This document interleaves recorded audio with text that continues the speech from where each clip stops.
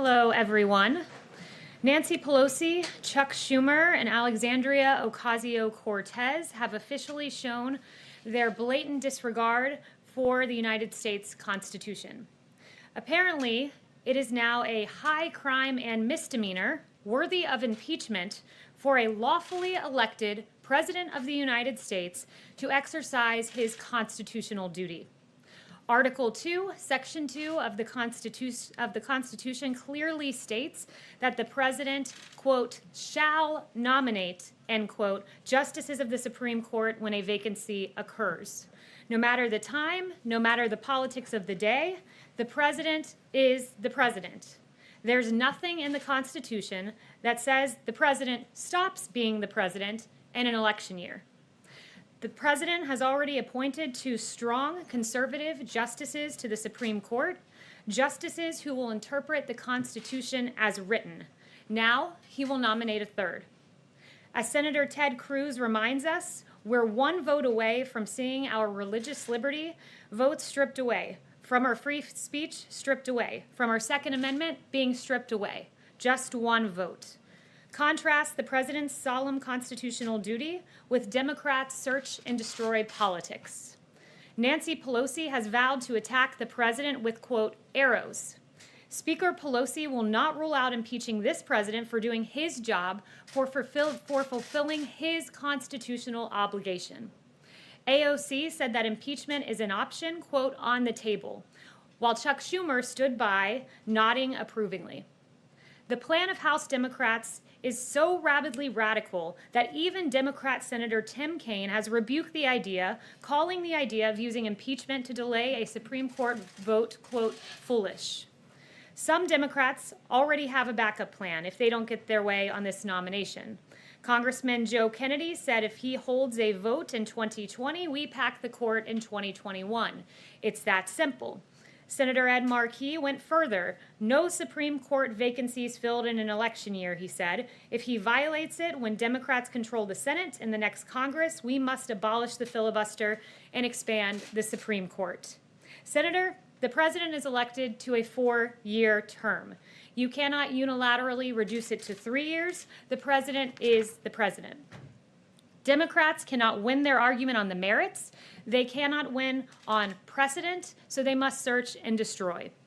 Don Lemon said the quiet part out loud last night. He said this: we're going to have to blow up the entire system if the President does his job as outlined in the Constitution. That's the difference between Republicans and Democrats. We fight to protect the system. We fight to protect the Constitution. When Democrats say outright, we are going to blow up the entire system because we do not get our way.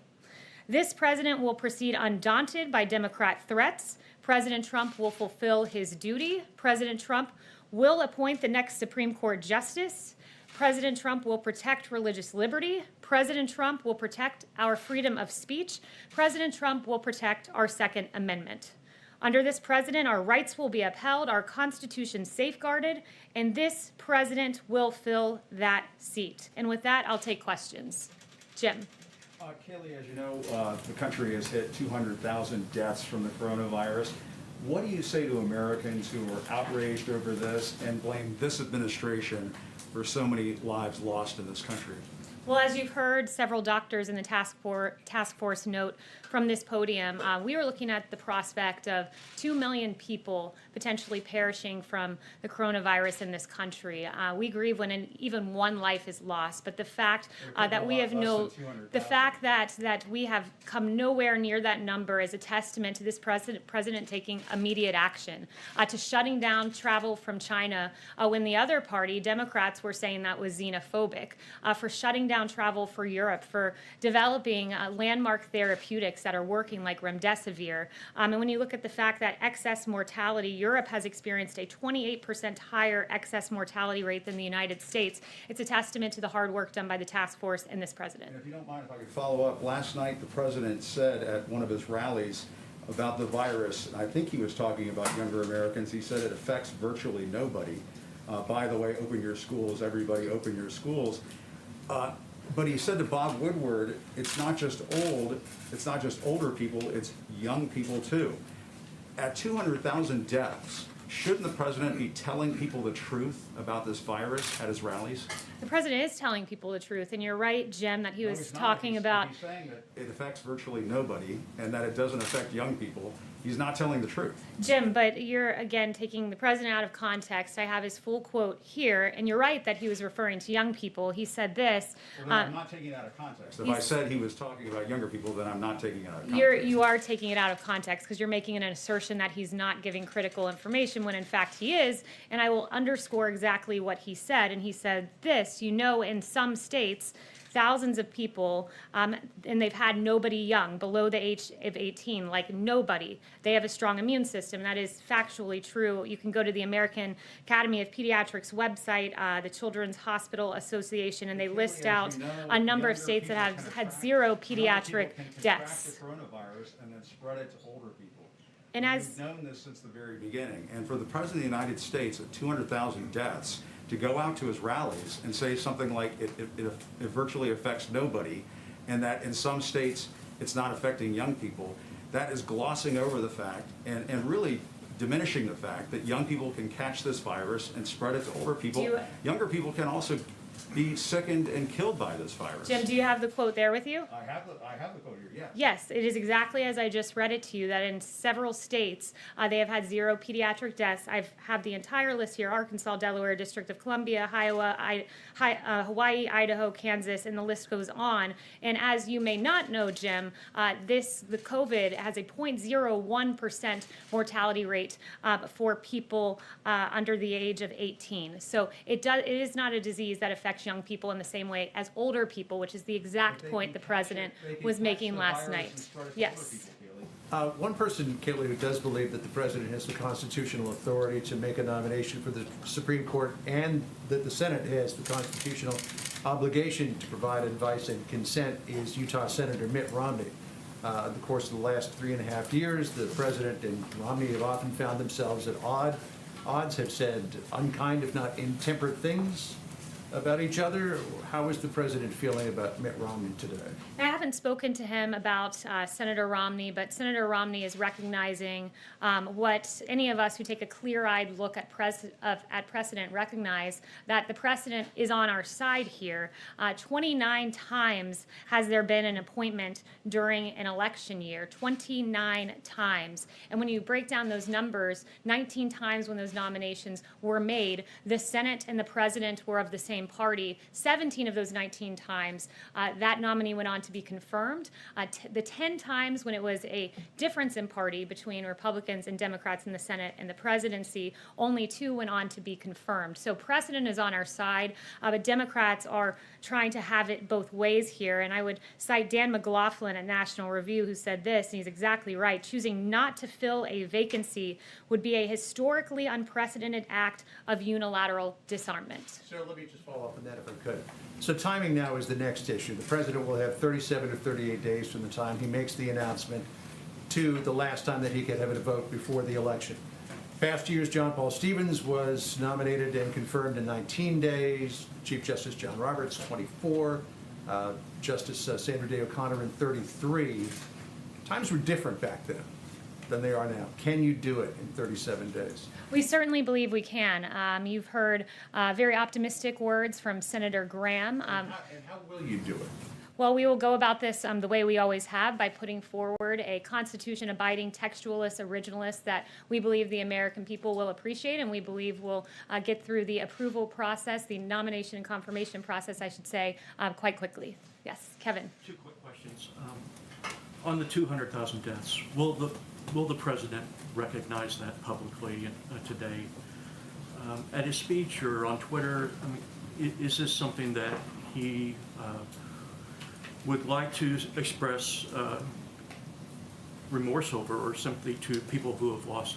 The president throughout this pandemic has done just that. He has said before that it keeps him up at night thinking of even one life lost. This president has taken this incredibly seriously, and what he's done is he's worked harder each and every day. He works hard, puts his head down, and I think that's very evident in the administration's historic response, the largest mobilization of the private sector since World War II, the fact that we got working therapeutics delivered to the American people, the fact that a vaccine, frankly, this will will be the fastest pace for a vaccine for a novel pathogen in history as we seek to reach that goal by the end of the year. That's what the president does. He takes this seriously. And the fact that you've seen the fatality rate that has fallen 85% since April, and the fact that only 1.5% of emergency room visits are now people sick with COVID is a real testament to the hard work done by the task force and President Just Trump. one follow-up. Could you speak a bit about why the president prefers to have the confirmation vote before the election? How does he think this is going to help Cory Gardner and Joni Ernst and Republicans keep the majority in the Senate? Well, the president would like to see a confirmation process that is fair. I think one of the low points for this process was the Kavanaugh hearings and what Democrats did there, making baseless allegations against Justice Kavanaugh, someone respected prior to President Trump appointing him by everyone. And Democrats really dragged his name through the mud. What happened there was a travesty. And the president wants to see a fair confirmation process, and he wants to see one that does not look like what happened to Kavanaugh. That was a real low point for Democrats. Democratic stumbles in the Kavanaugh confirmation process will help Republicans? If it's repeated? He thinks, look, Democrats really showed themselves at the lowest point in that confirmation process. I think the American people saw Democrats for the partisan games that they'd play, and I think the American people are looking now and seeing Nancy Pelosi and Chuck Schumer talking about impeachment for executing your power in Article 2, Section 2. It's really inane and outlandish, the things they're suggesting, and once again, they seem to be doubling down on their Kavanaugh approach. Didn't work out too well with Justice Kavanaugh, won't work out too well this time in an election year. Yes. Kayleigh, one on COVID, one on the court. First on COVID, if I can. The president recently gave himself an A+ for his handling of COVID, but a D for his PR. What would good PR look like when 200,000 Americans are dead? What the president was saying is that he wants to make sure that we get good information to the American people. That's something that I think we've done. And this president... He's provided information at times that was not true. He said he was downplaying it. So purposefully, he was providing information at times that was not fully true. That's absolutely inaccurate. The president never downplayed critical health information. The president never downplayed our COVID response. And you can just see that by the historic effort that we've put forward. And I would also point you to Dr.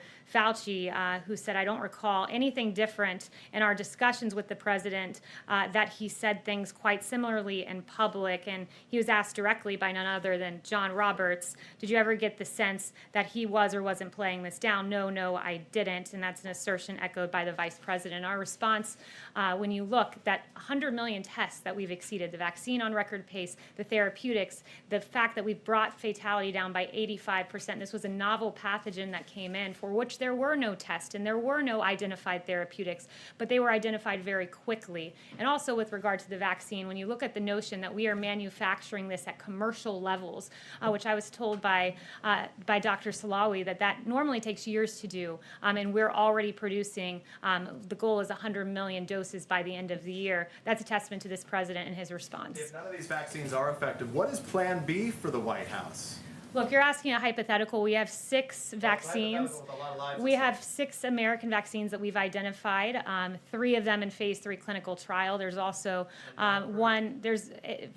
we're getting there, and by the end of the year is the goal. And when you say what will we do if they're not approved? We all hope for good news, but what if they're not approved? What would the White House do? We have 6 candidates. We are a strong belief that we will identify one, hopefully more than one, working vaccine by the end of the year, producing them in advance. We already have a distribution plan, and when you compare this, I think context matters. Ebola taking 14 months to get to phase 3 clinical trial. We already have 2 candidates in phase 3 clinical trial. Ebola took 3 years to get to completion. We will have done this in under a year, the fastest rate for a novel pathogen in history. Justin. Just really quick follow-up on the court. The president did retweet today a segment from Rush Limbaugh where Limbaugh suggested, quote, it would be great if Republicans skipped committee hearings on this pick altogether. Does the president want Republicans to skip committee hearings? They're a co-equal branch of government. Why is he directing them to do anything?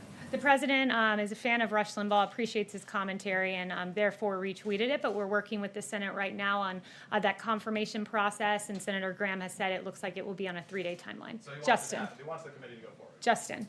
Thanks, Kayleigh. One on SCOTUS and then one on the stimulus. Can you confirm that the president's planning to meet with Judge Lagoa in Florida while he's down there this week. And he said yesterday that he had spoken to some candidates beforehand. I know Judge Barrett was in here yesterday, but I was wondering if you could talk about any of the others that he may have already had contact with. Yeah, I won't get into his private meetings. You will find out which Constitution-abiding textualist and originalist he is appointing on Saturday.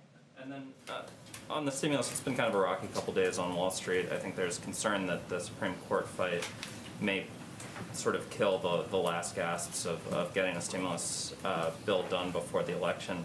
Does the White House agree that that's probably not going to happen until after the election, if at all? Or if you are still hopeful, you know, the president had said when the time is right, he'd be willing to reach out to Speaker Pelosi. It seems like we're getting down into the last legislative days before the election. Is the time now right? Yeah, we've wanted to see a Phase 4 relief bill get to the American people. It's why the Chief of Staff and Secretary Mnuchin have been in negotiations. Unfortunately, though, they've been in negotiations with a fundamentally unserious partisan named Speaker Pelosi, who, when we would exceed what she asked for with school funding, let's say, she then would reject the money that was in excess of what she had previously asked for. Democrats, I think, showed what they were about when they filibustered a bill that would have provided $300 a week to the American people through December 27th. They filibustered that, I believe, last week. So at this point, the onus is really on Speaker Pelosi.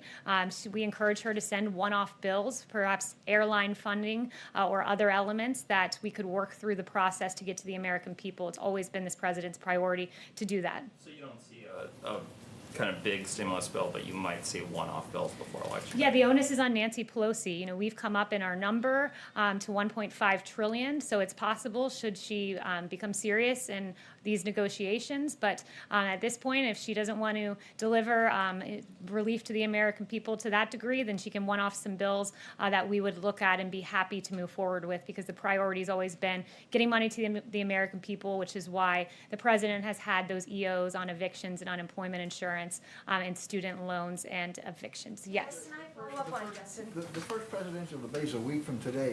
How do you expect the Supreme Court issue to impact that debate? Yeah, so you know, a lot of that is for the campaign with regards to the debate, so I'd have to refer you there. But I think the American people are going to get a very clear-eyed look, as they have with the previous two nominees we've made, of what this president stands for, that he wants a judge who will protect our fundamental rights, our essential liberties, who looks at the Constitution as written, not trying to fancifully interpret that document, who looks at the plain meaning of statutes and implements that and rules in a way that a true textualist would. This is a president who will protect the Second Amendment, who will protect the First Amendment, and these fundamental rights are at stake should another party have their way with the judiciary. But this president will continue to appoint justices in the mold of Gorsuch and of Justice Kavanaugh. Separately, the Democrats are threatening to add justices to the Supreme Court, as you mentioned. Does that concern you at all as you go about this process? Yeah, that's it's unfortunately another example of trying to blow up the system. If you don't get your way, Democrats will blow up the system. They will change the system. They will trample on the Constitution. And you know, I would point them to the words of Justice Ginsburg, who called court packing a bad idea. She called it partisan. She said 9 seems to be a good number. I think packing the court was a bad idea when President Franklin Delano Roosevelt tried it, and I'm not in favor of all of that. Yes, Anita. I had a question on the virus, but I wanted just to follow up on Justin. He asked about the speaker. Has the president called the speaker about the recovery bill, and why not if he wants to get this done? Is he calling other lawmakers as well? I'm not aware of any conversation that they've had. There have been communications through the Chief of Staff, through the Secretary of Treasury, but until Speaker Pelosi becomes serious in her negotiating, instead of she's engaging in political drama, we're really at a stalemate. So it's really, the ball is in her court to become serious in these negotiations. It would carry more weight if the president called than Mark Meadows, correct? They've been negotiating, and when we believe the speaker's in a serious spot, we can move forward with other conversations. But at this point, when you ask for a certain amount of school funding, we exceed that, and then you reject the excess for school funding. It just really shows where her mindset's at. And my question on the virus was that some polls are showing that a majority of Americans don't trust what the president is saying on the virus vaccine. And I wondered, you all keep talking about the vaccine possibly coming out. how are you going to get people to believe that the vaccine is safe and that people should go get it when it does come out? What is the process going to be looking like? Yeah, so I think first I want to point out that several of the doctors have been on the record and have said that this vaccine is going through the same rigorous process it should. As Dr. Hannes said, I've repeatedly said that all FDA decisions have been and will continue to be based solely on good science and data. As Dr. Fauci said, certainly there are no corners being cut here, and several others like Secretary Azar have been on the record on this. So the members of the task force have all said this is going through the rigorous FDA process, and it will be a good, safe, and effective vaccine. Yes. Just following up to Anita's question on the vaccine, how soon would the president feel comfortable taking a vaccine himself? And would he support a non-American vaccine, perhaps even from China or Russia? So first, I would say this, that the president has been on the record saying, I'm happy to be the first person to take the vaccine or the last person, whatever is best for the American people. He believes it'll be a safe and effective vaccine and one he would certainly be open to taking. And he said this, I'm going to really say something that is not like me. I don't care. I just want to get a vaccine that works. I really don't care if it's another country. I'll take my hat off to them. But currently, I think the other vaccine in phase 3 clinical trial is the one in Oxford. Yes. Just to clarify on the Mitt Romney development, with Senator Romney's announcement, does the president think he actually has a bulletproof group of Republicans who will vote no matter what, even before the nominee is named? Or does he fear some defections after that nominee is named and the confirmation hearings begin? No, he thinks his nominee is going to be someone with a stellar track record, someone who, as I've mentioned, several of the qualities, will be a textualist, who will be an originalist, and someone who we believe Republicans will really rally around. And Senator Graham said that he believes that he'll have the votes, and we'll leave it to the senators at this point. But this will be a nominee that will really, I think, unify Republicans. Well, the president's been a pretty good nose counter. Does he think he has 51? I missed the first part of what you said. The president has been a pretty good nose counter. Does he think he has 51? Yeah, I think at this point he's just trying to select the nominee. I haven't spoken to him about the vote count, but we believe that Republicans will remain unified, and we believe that this nominee will get across the finish line. Yes. The president is giving a healthcare speech on Thursday. Is this finally going to be his long-awaited comprehensive healthcare policy? Because there are doubts that such a thing actually exists. No, it certainly does exist. The president, in the next week or so, will be laying out his vision for healthcare. Some of that has already been put out there, like telemedicine and lowering the cost of drugs. But the president and protecting pre-existing conditions. But the president will be laying out some additional healthcare steps in the coming, I would say, 2 weeks. Yeah. Yes, Yamiche. Hi, thanks so much, Kayleigh. I have two questions. The first is, the president has said Roe v. Wade would be overturned if he got a chance to change the balance on the court. He said in 2016, quote, if we put another 2 or perhaps 3 justices on, that will happen. Is that the ultimate goal here, to overturn Roe v. Wade? The president and the administration would not ask a judge to prejudge a case. And I would point you to the rule set by none other than Senator Joe Biden at the confirmation hearing of Ruth Bader Ginsburg, when he instructed no questions on how Ginsburg will decide any specific case that would come before her. And as Justice Ginsburg said in her confirmation, no hints, no forecasts, no previews. And Canon 5 of the Model Code of Judicial Conduct also reflects that a judge should refrain from giving specific viewpoints on cases, controversies, or issues. Whether or not the president's quote in 2016, whether he still stands by that he would like to see it overturned. The president's philosophy as he's moving forward with this nomination process is he's looking at a judge that has certain qualities, and that is someone who looks at the Constitution and interprets it as written, interprets the plain meaning of statutes as written, and will be a textualist and an originalist. Second question about Yes. the virus. Again, we've marked the fact that 200,000 Americans have died from the coronavirus. Could you again try to reconcile the president telling Bob Woodward that plenty of young people, quote his words, plenty of young people are affected by the coronavirus, with him saying last night in front of a crowd that virtually nobody young dies and gets affected by this virus? I'm wondering if you could just reconcile those two. Why did he tell Bob Woodward that plenty of young people are impacted by this virus, but not say that in front of a crowd? Well, as you know, this was a novel pathogen. We now know a lot more about COVID today. And the president actually said that in a speech last night, right before the comments he made. He said, we now know a lot more about the virus, and we know that elderly people, particularly those with comorbidities, are affected by it. And we know that young people are by and large, and in some states, there's been no young people that have succumbed to this disease. And I've listed off a few of the states for you. And we know that a very, very small percentage of those under 18 have actually perished because of COVID. And it was a novel pathogen. Now we know a lot more about it, who it affects, who our most vulnerable are, which is why we've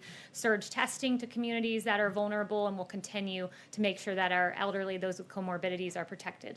Yes. And not continuing to try to not have panic. He told Bob Woodward that he wanted to downplay it and play it down to not cause panic. You don't think he's doing that still? The president has never downplayed critical health information. Dr. Fauci, as I noted to you, said point blank, no, he didn't, and that's an assertion that Vice President Pence, who led the task force, made as well. Yes. Thanks, Kayleigh. The administration has filed an appeal to the Supreme Court on apportionment, trying to make sure that people in the country illegally are not counted when congressional seats are handed out. Sorry, a little muffled. Texas is one of the states that would lose a seat if those people are not counted. The Constitution says that the people in a state are the number that are used for apportionment. Are people in the country illegally not people? And why does the president not want Texas to have more seats rather than fewer in the U.S. House? Yeah, I haven't done a deep dive into that legal case. I can look into it and get back to you. Yes. Can I ask a separate question? Sure. At the top of this, you mentioned that Democrats have talked about impeachment, and you also said that a president doesn't stop being president in the last year. Is there any, not that they're actually going through the impeachment at the moment, but is there anything to prevent an impeachment in the final months of a presidency?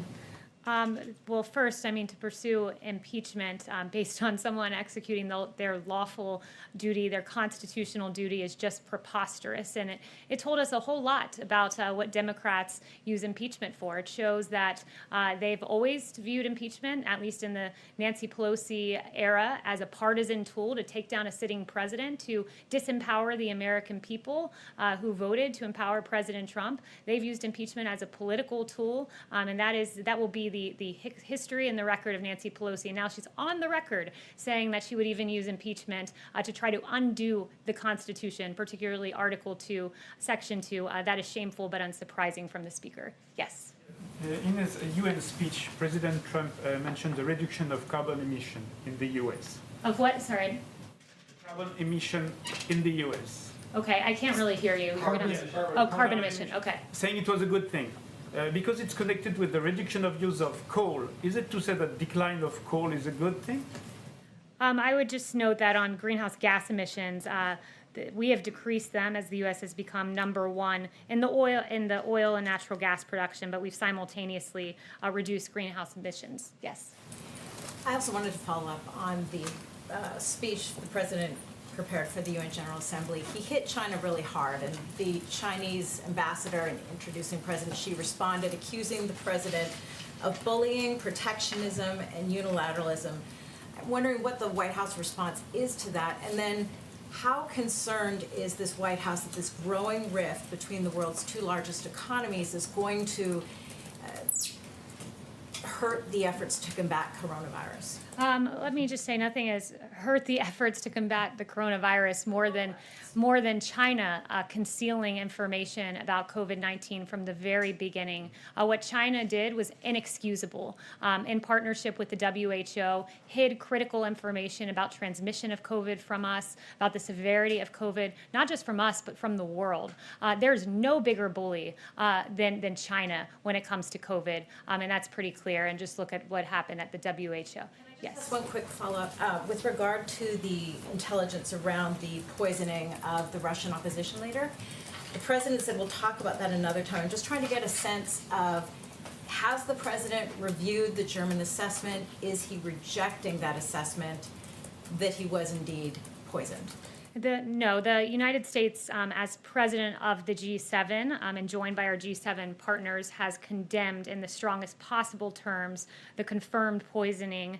And Germany briefed the G7 on clinical and toxicological findings by medical experts, and a specialized German armed forces laboratory determined that Mr. Navalny was the victim of an attack with a chemical nerve agent, a substance developed by Russia, and any use of chemical weapons anywhere, anytime, by anyone, under any circumstance is unacceptable. Chanel. What would the U.S. response be then? Again, I've told you so far that the United States has condemned it along with G7, and rest assured, there's been no one tougher on Russia than this country. You've seen what we've done with sanctions and expelling diplomats, among other actions. Yes, Chanel. Kayleigh, expanding on the last couple of questions about the UN speech, the president does hit China pretty hard, specifically on China's slave labor practices and ethnic cleansing. But then, interestingly, he dives into their environmental record. China dumps millions and millions of tons of plastic and trash into the oceans, overfishes other countries' waters, destroys vast swaths of coral reefs, and emits more toxic mercury into the atmosphere than any country anywhere in the world. How responsive have the United States' allies been to this message from the president and on confronting China on these fronts in particular? Yeah, I would say the world is unified in condemning some of the human rights violations by China. And also I would note, just on the issue of CO2 emissions, there's no bigger emitter than China itself. Charlotte? Thank you, Kayleigh. A Heritage Foundation report has discovered a financial link between an organisation linked to Black Lives Matter and a pro-Chinese regime group. Is that something that the White House would investigate, and is that something you're concerned about? So I haven't seen that particular reporting, but just on the note of some of the violence that we've been seeing, I would just point out this New York Times article that came out. Terrence Moses was watching protesters against police brutality march down his quiet residential street one recent evening when some in the group of a few hundred suddenly stopped and started yelling. Mr. Moses was initially not sure what the protesters were upset about, but as he got closer, he saw it. It was his neighbor who had an American flag on display. It went from a peaceful march calling out the names to all of a sudden, bang, how dare you fly the American flag, said Mr. Moses, who is black and runs a nonprofit group in the Portland, Oregon area. They said, take it down. They wouldn't leave. They said they're going to come back and burn down the house. Mr. Moses and others blocked the demonstrators and told them to leave. Mr. Moses said, we don't go around terrorizing folks to try and force them to do something they don't want to do, who runs a nonprofit group that provides support for local homelessness people. He said, I'm a veteran. I'm for these liberties. It is shameful, the violence we've seen in our cities that is now spilling into suburbs across the country, and good work and good reporting by the New York Times on that. Now I'd like to invite Lieutenant General Keith Kellogg to the podium to discuss a disgruntled former detailee. General Kellogg is a 3-star general, a veteran of the Vietnam War and Operation Desert Storm. General Kellogg has been supporting President Trump from the beginning and has been by the president's side for major foreign policy decisions. General Kellogg, please. Thanks, Kayleigh. Good afternoon. I'm Keith Kellogg. Olivia Troy worked for me. I fired her. The reason I fired her was her performance had started to drop after 6 months working on the task force as a backbencher. She was responsible for coordinating meetings, bringing people together, and when the performance level dropped off, I went to the Vice President of the United States and recommended she leave. I'm the one that escorted her off the compound. What she has said, I have never heard. That's never happened. And I've been through every single meeting of the task force, been with the president and the vice president through every meeting. What bothers me about what Olivia said is my insinuation, the disparagement of the task force, the vice president, and the president of the United States. When you look at what the task force has done, we are now facing the worst pandemic we have seen in over 100 years, and we're fighting through it. We are this close to a vaccine that will work. We are finally fighting through it, and we're developing some opportunities to to make sure the American people are protected as we go forward. That when we've had the doctors that are out there, when the comments she has made, when you looked at the Dr. Fauci's, Dr. Birx, and Redfield, Stephen Hahn, Dr. Giroir, all of these doctors have worked exceptionally hard for the American people. The president has made some critical decisions all the way along the line, tough decisions. He made a decision on the China travel ban when we had less than a dozen known cases here in the United States. He was the one who set up the air bridge, working with commercial companies, so we would develop and bring in PPE in 27 hours instead of 27 days. He's the one who went to companies like 3M so we could more rapidly manufacture the N95 mask going forward. He's the one who drove all of those efforts. And I heard the comments made about the people we have lost. Do not think for a minute that that has not bothered us. It does. Because we know on the task force, several of those people, scores of those people, died without relatives because they couldn't get in because of COVID. We know that. Scores of them died on ventilators when they're under sedation because they didn't have an opportunity to see their loved ones. That bothers us every single day. Don't think it doesn't. And it bothers the president. And the president's been very confident that we're going to get to a solution. You want a president. You want a leader that displays confidence that we have something going forward, that we're going to win and beat this virus. And that's what he's done all the way along the line. I'm very proud of the President of the United States. I'm very proud of the Vice President of the United States. I'm very proud of the task force and the work it's done. I am not proud of Olivia Troy. So General Kellogg, should the president be having these big rallies? Thank you, Lieutenant General. We appreciate you doing this. What we have here with this former disgruntled detailee and with Miles Taylor as well, these are not profiles in courage, but these are profiles in cowardice.